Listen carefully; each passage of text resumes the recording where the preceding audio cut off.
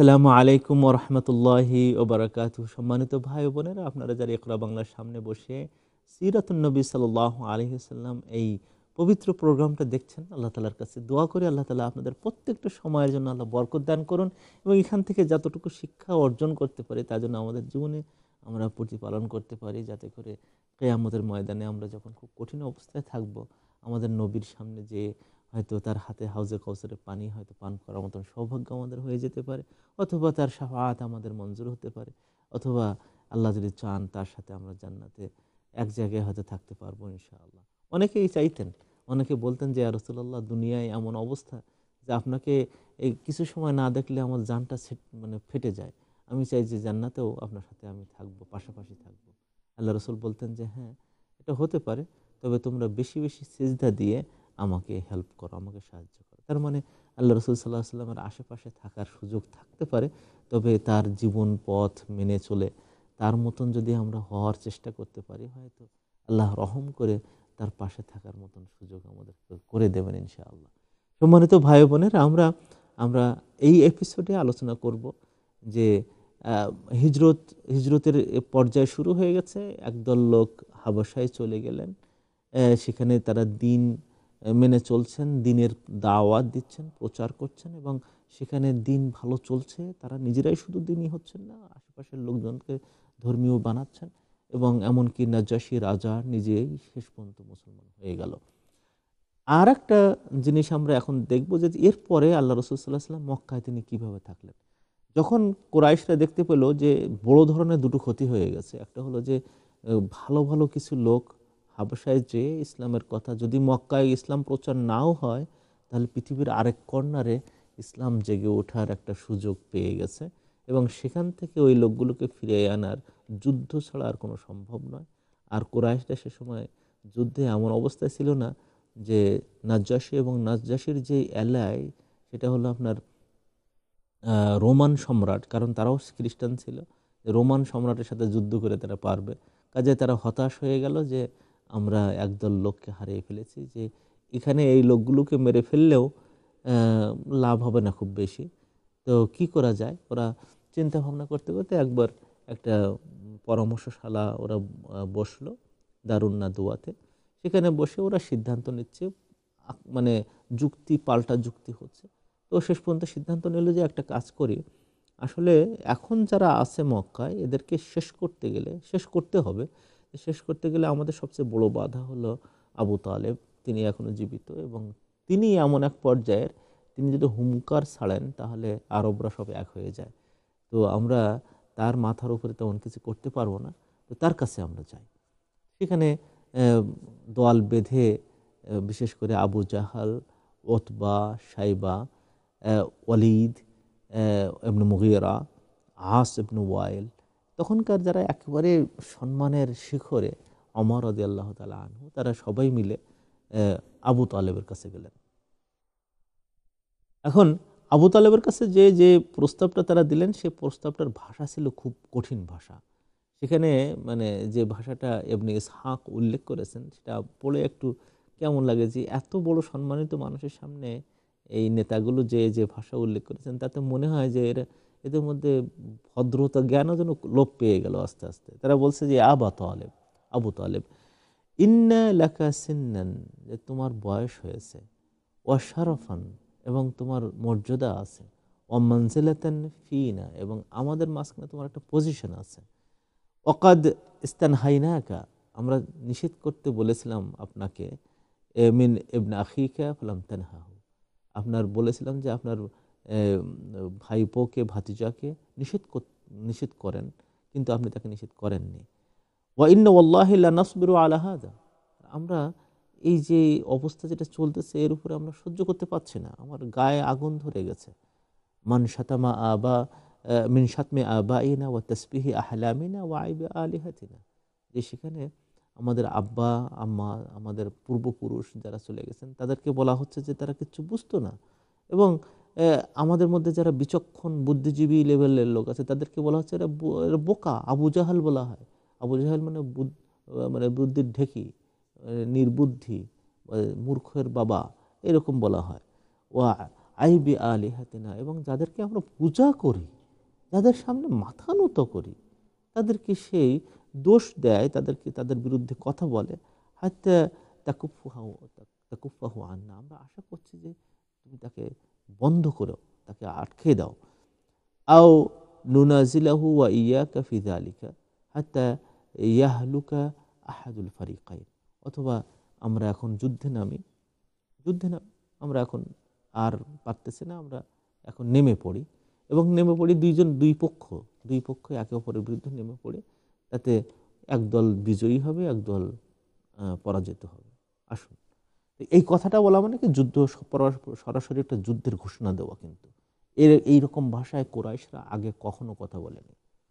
তো সাধারণত আবু তালেব কখনোই যুদ্ধ চাইতেন না, শান্তি চাইতেন, সন্ধি চাইতেন। উনি ভড়কে গেছেন কথাবার্তা শুনে যে এ কী অবস্থা, একেবারে আমিও এক মন্ত্রী পরিষদের একজন আছি, আমিও সম্মানের দিক দিয়ে ওদের কোনো অংশে কম নাই, আমিও গোটা আরবের মধ্যে আমার একটা প্রভাব আছে, ওরা আমার সামনে এসে কী ধরনের ভাষা প্রয়োগ করলো। উনি আল্লাহ রসুল সাল্লাহ সাল্লামকে কাছে ডাকলেন, ডেকে পিঠে হাত রেখে বললেন যে ভাতিজা, যে ইন্না কওমাকা ক্বাদ জাআউনি, তারা আমার কাছে আসলো এবং তারা আমাকে বলছে যে তাকে বাধা দাও, তা না দিলে তারা এখন যুদ্ধে নামতে চায়। আর তুমি তো জানো আসলে আমি বৃদ্ধ হয়ে গেছি একদিক দিয়ে, আর আমাদের বনি হাশেম, বনি মুত্তালেবের হাতে এমন মারাত্মক শক্তিও নাই, আর টাকা পয়সাও আমাদের খুব বেশি নাই আবুল আহাব ছাড়া, যে ওই অন্যদের সাথে আমরা যুদ্ধে পারবো। তো একটা কাজ করো, তুমি না হয় বাদ দাও আপাতত, অথবা তাদের সাথে একটা কম্প্রোমাইজে আসো। আমি বুড়ো মানুষ, ভয় পাচ্ছি, কি করা যাবে?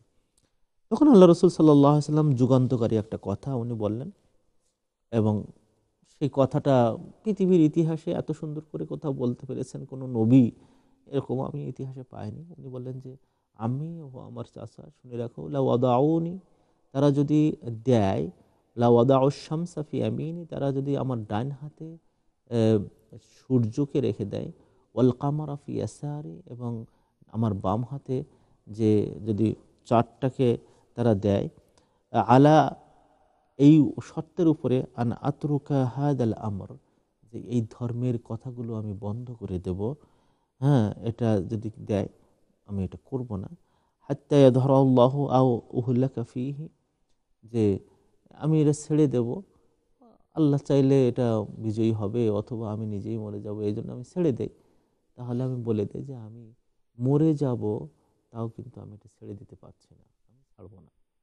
বলে আল্লাহ রসুল এত কানলেন যে আবু তালেব নিজে দেখলেন যে মা মারা গেছে, মোহাম্মদ সাল্লাহ সাল্লাম আমার সামনে, তাকে এত কাঁদতে দেখিনি। দাদা মারা গেছে, এত কাঁদতে দেখিনি। আর মানে ভাতিজা এখন এমনভাবে কাঁদছেন, তিনি তার মাথায় হাত রাখলেন, মাথায় হাত রেখে বললেন যে ভাতিজা তুমি আর কেঁদো না, তুমি ঠান্ডা হও। ইযহাব ইবনা আখি, আমার ভাতিজা তুমি যাও, ফাকুল মা আহবাবতা, তোমার যা ইচ্ছা তুমি বলতে থাকো, যা ভালো পাও তুমি বলো। ফাওয়াল্লাহি লা উসাল্লিমুকা লিশাইইন আবাদান, কোনো কিছুর বিনিময়ে আমি তোমাকে, অথবা কোনো কিছুর কারণে তোমাকে আমি অন্যের হাতে সোপর্দ করব না, ছেড়ে দেব না, আমি তোমার পাশে থাকব। এবং উনি অসুস্থ অবস্থায় ছিলেন সে সময়। ওই সময় উনি একটা কবিতা আবৃত্তি করলেন। আমার কাছে আমি তাজ্জব হয়ে যাই যে আবু তালেব আল্লাহ রসুলকে কত ভালোবাসতেন, তার দিনকে প্রচারের কথা, মানে কত চেষ্টা করেছেন, হেল্প করেছেন, তাজ্জব হয়ে যেতে হয়। উনি বললেন কবিতার আকারে, আল্লাহে, আল্লাহর কসম কসম, লা ইয়াসিলু ইলাইকা বিজামিইহিম, তারা তোমার কাছে একত্রিত হয়ে তোমার কাছে আর আসতে পারবেন না। হাত্তা উসাদা ফিত তুরাবি দাফিনা, হ্যাঁ, যতক্ষণ পর্যন্ত আমি মাটির মধ্যে, আমাকে মাটির বালিশ বানায় আমাকে দফন করা না হবে, ততক্ষণ পর্যন্ত তোমার কাছে ওরা আর আসতে পারবে না। অর্থাৎ আমি মরণ পর্যন্ত, কবরে দাফন হওয়ার আগ পর্যন্ত আমি তোমার পাশে আমি আছি। সুবহানাল্লাহ। ফাসদাহ বিআমরিকা মা আলাইকা গাদাদাতান, তোমার যে জিনিসটা ফরজ করা হয়েছে আল্লাহর পক্ষ থেকে, সেই জিনিস, সেই দিনের কথাগুলোকে আনন্দ চিত্তে মানুষের কাছে তুমি প্রচার করে যাও। ওয়া আবশির, মানুষকে সুসংবাদ দাও। ওয়াক্কার বিযালিকা মিনকা ওয়ায়ুনা, এবং এই সুন্দর কাজগুলো করে মানুষের চোখটাকে তুমি ঠান্ডা করে দাও, মানুষের চোখগুলোকে তুমি ঠান্ডা করে দাও। উনি দেখতেছেন তো যে যে সমস্ত লোকগুলো রসুল করিম সাল্লাল্লাহু আলাইহি ওয়াসাল্লামের দাওয়াত নিয়ে এগিয়ে আসতেছেন, সমাজের শ্রেষ্ঠ মানুষগুলো, ভালো ভালো মানুষগুলো আসতেছে, তারাই তার কথাগুলো শুনতেছে। এই জন্য উনি এই কবিতা আবৃত্তি করলেন যে আমি যদি মাটিতে আমাকে মাটিকে মানে বালিশ বানিয়ে দাফন করা হয়, তার আগ পর্যন্ত আমি তোমাকে সাহায্য করে যাব, এবং তুমি মানুষকে সুসংবাদ দিয়ে যাও, মানুষের চোখ শীতল করে যাও, তোমার আর কোনো সমস্যা নেই।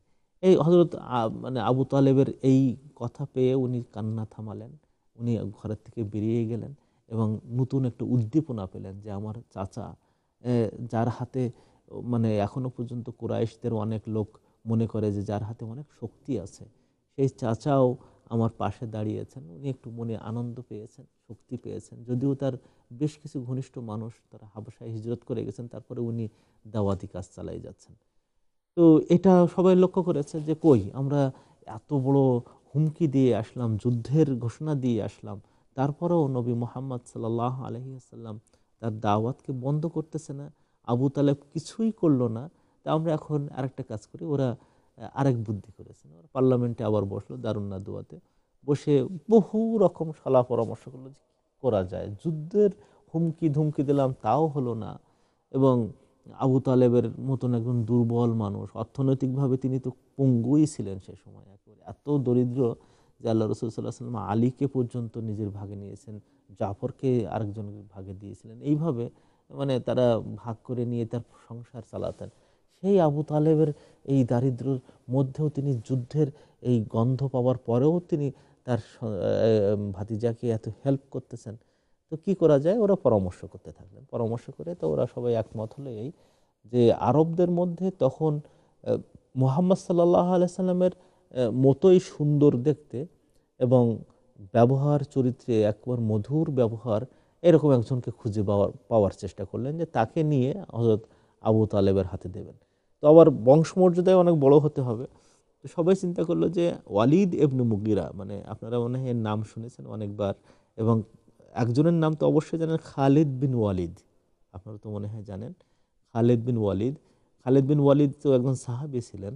খালিদ বিন ওয়ালিদের আপন ভাই আম্মারা আম্মারা দেখতে শুনতে খুব ভালো ছিল, তার ব্যবহার চরিত্র খুব সুন্দর, মানে মিষ্টি ছিল, দেখতে একেবারে রাজপুত্র তো ছিলই, সমাজের তো একেবারে শ্রেষ্ঠ বাড়ির সন্তান, দেখতে শুনতেও সুন্দর।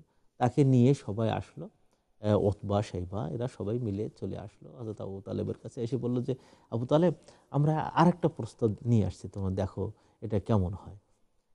ওই সময় যাদেরকে নিয়ে আসছিলেন তারা কিন্তু আরবের শুধু নেতা ছিল না, আরও কিছু লোক আসছিল যারা মানে রাজনৈতিক, অর্থনৈতিক, সামাজিক, সাংস্কৃতিক, মানে ধর্মীয় এদিক দিয়েও যাদের পা খুব ভারী ছিল, যারা খুব পদমর্যাদার অধিকারী ছিল, তাদেরকেও নিয়ে আসছেন।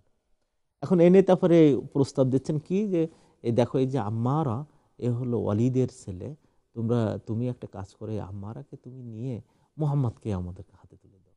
বংশমর্যাদায় বলো, দেখতে শুনতে বলো, আচার আচরণে বলো, চরিত্রের মাধুর্যে বলো, মানে পজিশনে বলো, কোনো দিক দিয়ে মোহাম্মদ সাল্লাহ সাল্লামের চেয়ে কোনো অংশ কম নয়। তাকে তুমি নাও, নিয়ে তুমি ভাতিজা বানায়, যেহেতু তোমাদের সম্পর্কে ভাতিজাও হয়, ওয়ালিদ ইবনে মুগীরা তো কিংবা বনি মাখজুমের সম্পর্কে ভাতিজাও হয়, তো তুমি করো, তাকে লালন পালন করো, আর মোহাম্মদ সাল্লাহ সাল্লামকে আমাদের হাতে তুলে দাও, আমরা তার বিচার করি। তো আবু তালেব বললেন যে বলো কি তোমরা, আগের দিন যে মানে যুদ্ধের ঘোষণা করে দিয়ে গেলে, তাও তো আমাকে এত বিচলিত করে নেই যেটা তুমি এখন করছো। এটা কিভাবে সম্ভব যে আমার মানে ছেলেকে তোমার হাতে তুলে দেবো? আল্লাহে, আল্লাহর কসম, লাবিসা মা তাসুমুনানি, তোমরা নেগোশিয়েট করতে যে যে পর্যায়টায় আসছে এখন, খুব খারাপ নেগোশিয়েট আমার সাথে শুরু করেছো। হ্যাঁ, সেটা কিভাবে সম্ভব এটা, যে আমি আমার আতুনানি, তোমরা আমাকে দিচ্ছ ইবনাকুম, তোমাদের একটা ছেলে, উগাদ্দিহি, আমি তাকে খাওয়াবো, তাদের মানে তোমাদের জন্য তাকে খাওয়াই বড় করে তুলবো, ওয়া অতিকুম ইবনি তাকতুলুনাহু, এবং আমার ছেলেকে তোমার হাতে তুলে দেবো, তোমরা তাকে হত্যা করবে। হাযা ওয়াল্লাহি লা ইয়াকুনু আবাদা, এটা আমি মরে গেলেও এটা সম্ভব নয়। এটা মরে গেলেও সম্ভব না। এটা তো যখন এই কথা শুনছেন তো আশেপাশের লোকজন তো সবাই ক্ষেপে গেছে যে এটা কি করা হলো। আকাশ ভেঙে পড়েছে যে আম্মারার মতন লোককে নিল না, এটা কি? ওরা মনে করছে আম্মারাকে নিলে ওয়ালিদের তো বিশাল সম্পত্তি ছিল, মানে তায়েফে এবং মক্কায় তার যে সম্পদ ছিল ওই সময় অত বড় সম্পদ আর কারো ছিল না। আর প্রত্যেকটা ছেলে ছিল যোদ্ধা, মানে এত বড় শক্তিশালী। মানে ইসলামেও তারা বড় বড় অবদান রেখেছেন, খালেদ বিন ওয়ালিদ, ওয়ালিদ ইবনে ওয়ালিদ, এরা তো এদের বড় বড় অবদান আছে। তো কোনো কোনো কাজ হলো না। তো তখন ওর মানে মুতাইম ইবনে আদি ছিলেন সেই সময় আরেকজন খুব নামকরা মানুষ। মুতাইম ইবনে আদি কিন্তু তায়েফের লোক ছিলেন মূলত, কিন্তু মক্কার সম্ভ্রান্ত পরিবারের, যে কুরাইশ বংশের ছিলেন, সম্ভ্রান্ত পরিবারের তো ছিলেনই, সম্ভ্রান্ত পর্যায়ের ছিলেন এবং গণ্যমান্য হিসেবে মানুষ তাকে অনেক মর্যাদা দিত। বললেন তোমরা সবাই চলে যাও, আমি আবু তালেবের সাথে একটু একান্তে আলাপ করি। তো আবু তালেব পাশে যেয়ে বললেন যে ভাই, আপনি বোধহয় একটা ভুল করলেন, আপনি ন্যায় বিচার করলেন না আপনার নিজের প্রতি। তো কি ন্যায় বিচার করলাম না? তো ওরা যে কথাটা বলেছে, আমার তো কোনো অংশে খারাপ ছেলে ছিল না, তাকে আপনি নিয়ে মোহাম্মদ সাল্লাল্লাহু আলাইহি ওয়াসাল্লামকে ওদের হাতে তুলে দিতেন, এমন হতো হয়তো ওরা তাকে নাও মারতে পারতো। তো আপনি এই সুযোগটা না নিয়ে আপনি এখন যুদ্ধের মধ্যে চলে গেলেন না, এত বড় একটা দায় দায়িত্ব নিজের হাতে তুলে নিলেন। এখন তো হয়ে গেল কি যে কুরাইশদের মধ্যে দুই ভাগ স্পষ্ট হয়ে গেল। আপনি এখন নিজে মোহাম্মদ সাল্লাহ সাল্লামের পক্ষে চলে গেলেন, যদিও আপনি তার ধর্ম মানেন না, কিন্তু দেখেন আপনার নেতৃত্ব চলে গেল, আপনার কর্তৃত্ব চলে গেল, আপনি এক পাশে হয়ে গেলেন। আর গোটা সমাজ, মক্কার শ্রেষ্ঠ মানুষেরা তারা একদিকে চলে গেল। আপনার কি এই এই নেওয়াটা, এই পদক্ষেপটা ঠিক হলো কিনা? আবু তালেব তখন একটা কথা বলেছিলেন, যেটা আমার কাছে মনে হয় যে একজন, উনি মুসলিম ছিলেন না, উনি তো ইন্তেকালও করেছেন, তখনও ইসলাম মুখে স্বীকার করে যাননি। তো ওখানে তার একটা কথা আমার কাছে খুব ভালো লাগে। উনি বলছেন, ওয়াল্লাহি মা আনসাফতুমুনি, তোমরাও আমার সাথে কোনো ইনসাফ করোনি, তোমরা আমার সাথে, আমার ব্যাপারে, আমার ক্ষেত্রে কোনো ন্যায় বিচার তোমরা দেখাওনি। লাকিন্নাকা, কিন্তু তুমি কদ আজমাআতা খাযলানি, তোমরা যে কাজটা করেছো, তারা আমার জন্য দুটো কাজ আমাকে এক জায়গায় একত্রিত করে দিয়েছে। একটা হলো খুযলানি, আমাকে অপমান কর একটা অবস্থার মধ্যে ফেলে দিয়েছে, যে আমি তোমাদের চেয়ে কোনো অংশে কম নয়, আমার একজন মন্ত্রী। আর রাজনৈতিক ক্ষেত্রে বলো, ধর্মীয় ক্ষেত্রে বলো, আমার প্রভাব সব জায়গায় আছে, কিন্তু তোমরা আমাকে এমন ভাষায় কথা বলেছো যে আমার কোনো মর্যাদা নেই। খুযলান, আমাকে তোমরা একেবারে অপমানিত করেছো। ও মুদাহারাতুল কওমি আলাইয়া, এবং আরেকটা কাজ তোমরা করেছো যে আমার জাতি কুরাইশের সমস্ত লোকগুলোকে আমার বিরুদ্ধে তোমরা এমন একটা পদক্ষেপ নিয়েছে যে তারা সবাই আমার আমার বিরুদ্ধে চলে গেল। এমন যেন হয়ে গেল যে আমি একাই পড়ে গেলাম, তোমরা আমার বিরুদ্ধে করছো। যদিও আমি তোমাদের সাথে আছি, আমি এখন তার ধর্ম গ্রহণ করিনি, কিন্তু মানে তোমরা এমনভাবে কাজ করেছো যে আমার অপমান এবং আমার বিরুদ্ধে মানুষকে উত্তেজিত করেছো তোমরা। ঠিক আছে, তবে আমি এখন বলে দিলাম যে পথ তো আমার একটাই খোলা রয়েছে, ফাসনা বা বাদা লেখা, তোমরা যা ইচ্ছা তাই করতে পারো, এখন আমার আর কিছু করার নেই। এরপরে লোকেরা চলে গেল এবং এখান থেকে সিদ্ধান্ত গ্রহণ করা হলো যে এখন শুধু মানে দুটো গ্রুপ মদিনায় হয়ে গেল। একটা গ্রুপ হলো আবু জাহাল, ওতবা, সাইবা, ওয়ালিদ ইবনে মুগীরা, আস ইবনে ওয়াইল, মুতাইম ইবনে আদি সহ এই বিশাল গ্রুপ যারা মক্কাকে নিয়ন্ত্রণ করে। এই গ্রুপটা তারা এক হয়ে গেল এবং তাদের সিদ্ধান্ত হলো এই যে বনু হাশেম, আল্লাহ রসুল সাল্লাহ আসলামের বংশধর এবং নিজের সরাসরি যে ট্রাইব, যে ক্লানে তিনি তার জন্ম, এবং বনি আব্দুল মুত্তালেব সন্তানদের সাথে আবুল আহাব আবার ওই গ্রুপে চলে গেছে। আব্দুল মুত্তালেবের বংশধর হওয়া সত্ত্বেও, আবুল আহাব আপন চাচা হওয়া সত্ত্বেও, সেটা কিন্তু ওই ওই আবুল জাহালদের গ্রুপে চলে গেল। আর এই যে ছোট্ট একটা গ্রুপ, অর্থ সম্পদের দিক দিয়ে সাংঘাতিক দুর্বলেরা, আহ, হাতের লাঠিয়াল বাহিনীর দিক দিয়ে এরা একেবারেই দুর্বল, এরা তেমন কিছু করতে পারে না। তবে ধর্মীয় দিক দিয়ে এনারা আবার সবার উপরে, আবার নবী সাল্লাল্লাহু আলাইহি সাল্লামের ইসলাম আসার কারণে সবার কাছে মানে প্রিয় পাত্র, আস্থাভাজন। এদিক দিয়ে মোটামুটি ধর্মীয় ছাড়া আর কোনো দিক দিয়ে এরা কিন্তু সমতায় আসার মতন না। একটা দুটো গ্রুপ বিভক্ত হয়ে গেল এবং গন্ডগোল শুরু হয়ে গেল। এবং সবচেয়ে আরও একটা কঠিনতর অবস্থা হলো এই যে দারুন নাদওয়াতে বসে ওরা সিদ্ধান্ত গ্রহণ করলো যে এখন আমাদেরকে 3টি পদক্ষেপ নিতে হবে। প্রথম পদক্ষেপ হলো এই যে আহ, মহানবী সাল্লাল্লাহু আলাইহি ওয়াসাল্লামের পক্ষে যারা চলে গেছে এদেরকে ডেমোনাইজ করতে হবে। এই আবু তালেবের বিরুদ্ধে কথা বলা, তারপরে আবু তালেব সহ আর যারা আছে তার ভাইরা আব্বাস, হামজা, তারপরে আর যারা যারা ওই পক্ষে কাজ করেন তাদেরকে সবাইকে ডেমোনাইজ করা, তাদেরকে মানে এভল শক্তি বা খারাপ শক্তি হিসেবে মানুষের কাছে তুলে ধরা, এই কাজটা করতে হবে। দেখেন একটা সমাজে মানে মানে একটা লোকদেরকে খারাপ করার জন্য কিন্তু এটা একটা বড় জিনিস, এবং সেই সময় তাদের হাতে ছিল খুব বড় বড় শক্তি, রাজনৈতিক শক্তি তাদের হাতে ছিল, তারা গোটা আরব দেখাশোনা করত। দ্বিতীয়ত হলো যে হজের সময় যেহেতু ওখানে 4টা বড় বড় বাজার বসতো, এই বাজারে প্রত্যেকটা বাজারের দায় দায়িত্ব ওদের হাতে ছিল, অর্থনীতি সেটা তারা নিজের হাতে নিয়ে পেট্রোনাইজ করা শুরু করে দিল। এবং ওই বাজারগুলোর কারণে আরেকটা কাজ সেখানে হতো, সেটা হলো সংস্কৃতি। সেখানে কবিতা পড়া, বক্তব্য দান করা, কবিতার ক্রিটিসিজম করা, এই সমস্ত কেন্দ্র করে লক্ষ লক্ষ মানুষের সামনে এগুলো হতো, এবং তারা এইগুলোকে প্ল্যাটফর্ম হিসেবে ব্যবহার করলো। যেমনভাবে এখন টিভি, তারপরে পত্রিকা, এইগুলো প্ল্যাটফর্ম হিসেবে ব্যবহার করলো। বছরে 4টা বড় বড় বাজারে আল্লাহ রাসূল সাল্লাল্লাহু আলাইহি ওয়াসাল্লাম এবং তার অনুসারী এবং তাকে যারা সাহায্য করে সবাইকে মানে মানে খারাপ হিসাবে চিত্রিত করা, এবং এমন এমন কবিতা, ব্যঙ্গ কবিতা তারা পড়তো এরকম যে সেগুলো শুনলে আরবদের খারাপ লাগার কথা। এই একটা একটা আরেকটা কাজ তারা করলো। এবং তৃতীয় যে সিদ্ধান্ত তারা গ্রহণ করলো সেটা আরো বেশি মারাত্মক। সেটা হলো এই যে তারা এখন আল্লাহ রাসূল সাল্লাল্লাহু আলাইহি ওয়াসাল্লামকে হত্যা করার ষড়যন্ত্র তারা করলো।